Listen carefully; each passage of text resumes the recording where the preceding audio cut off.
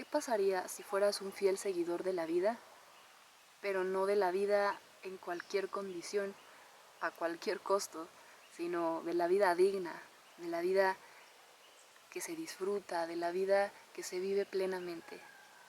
Y a la vez fueras o estuvieras a favor del suicidio, pero no del suicidio solo porque sí, sino de la muerte asistida, de la eutanasia, porque consideras que es un derecho total, no una salida, sino una solución a aquello que ya no es reversible, hablando de salud, hablando de sufrimiento, a una condición que ya no puede mejorar.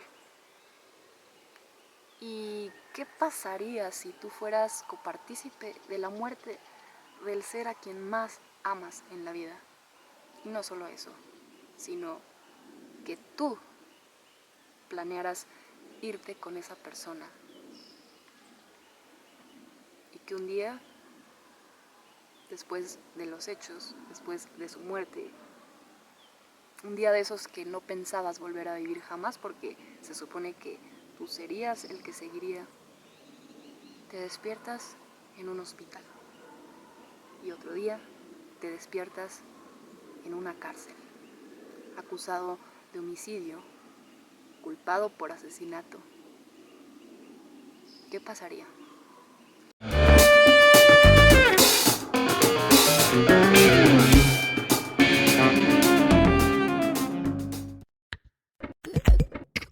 Carlos Fram es un escritor colombiano, poeta, profesor de literatura, que nos cuenta en su libro Del otro lado del jardín su experiencia durante los últimos días con su madre, la persona a quien más amaba, la persona que le dio la vida y la persona que estuvo con él en estos últimos momentos, gracias a un común acuerdo para vivir una muerte pacífica, para vivir el bello morir. Este libro no es una novela, aunque el argumento sea digno de una supernovela, ¿no? Este libro es una crónica y sí, o sea, es una vivencia de Carlos Fram. Y hoy me encuentro yo del otro lado del jardín, tal vez no con él, pero es casi lo mismo. Tener este libro en tus manos es vivir este episodio de su vida y conocer un poco sobre sus ideales, sobre todos esos argumentos que él elaboró. Fue encarcelado por este hecho tan desgarrador como lo es la partida de su madre, pero más desgarrador aún que lo consideraran culpable cuando él solamente quería ser un apoyo. ¿Quién de verdad, quién de nosotros somos tan poco egoístas como para tener este acto de valentía? Y está claro que él también quería morir después de esto porque no tenía a nadie más, o él consideraba que la vida ya no sería igual sin su madre, pero a veces las cosas salen mal y a veces la vida te dice que probablemente estás aquí por algo, y él se quedó tal vez para contarnos esta historia que para mí fue conmovedora, no solo por la tristeza como tal, por la tristeza de este relato, sino por el tema, ¿no? Este todavía es un tema tabú para muchos. El suicidio es satanizado por la religión incluso. Y en muchas partes de Occidente todavía es un crimen. Cuando bien nos dice Carlos Fram que morir es un derecho. Incluso nadie decide nacer. Entonces, ¿por qué no podemos elegir la muerte? No como una huida, quizá, pero tal vez como una solución a un mal degenerativo, a una situación o un estado irreversible, un estado de salud poco digno. ¿Por qué tiene que ser un médico el que decida sobre nosotros, el que juzgue a casi un segundo de la agonía si es preciso morir o no? Es absurdo. Y sé que es triste, pero la verdad es que tiene muchas cosas que valen la pena. Este libro se conforma no solo de anécdotas, no solo de la vivencia que tuvo y las que no con su madre, porque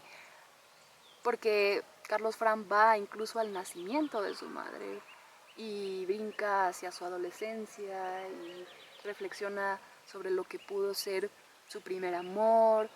Este es un homenaje a su madre, pero también es un libro de referencias sobre otros suicidas, si así les quieren llamar, que eligieron este camino como parte de sus ideales. Es un libro súper intenso, el lenguaje es muy poético y desde que leí la contraportada fue revelador, dije tengo que comprarlo y cuando lo abrí no pude dejar de leerlo, lo leí de regreso a México en el avión y no pude dejar de llorar tampoco y eso no es malo precisamente. Veo a Carlos Fram como una persona de esas ultrasensibles, hipersensibles, no sé cómo se les llame, que no solo disfrutan de todo lo que les rodea, sino que también la belleza los hiere. También la belleza tiene espinas, es algo que puede quitarnos el sueño, la belleza ante un atardecer, ante la vida, pero que también puede ser un motivo para entristecerse, ¿no? Por la nostalgia de no volverla a vivir, por la nostalgia de un momento único e irrepetible, que es el momento que vivimos cada segundo. Y creo que muchos artistas piensan así, o tal vez sin siquiera ser conscientes, lo demuestran en lo que hacen, en lo que escriben, en sus obras, sus pinturas. Y esto es algo que me conmueve mucho y creo que en cierta medida yo también lo vivo, pero no es algo precisamente malo. Yo creo que hay que aprender a vivir con todo, con la tristeza, así como Carlos Fran aprendió a vivir con este episodio, con la muerte de su madre, con un suicidio fallido, con un juicio que lo condenaba como un homicida, un ser sin escrúpulos. Este libro es curioso, pero parece una defensa, pero no lo es, simplemente sí son argumentos, también nos lleva a referencias de otras personas que pensaban de la misma manera y yo sé que la religión, la moral, el Estado, lo que sea, el sistema, puede juzgar como un acto despiadado y egoísta el suicidio.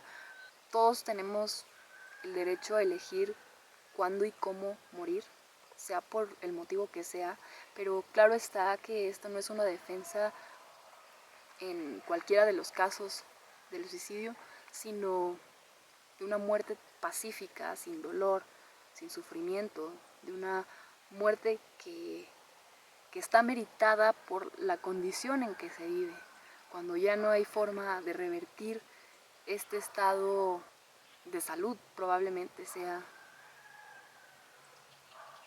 Les recomiendo mucho este libro y yo me quedo con ganas de leer más sobre Carlos Fram.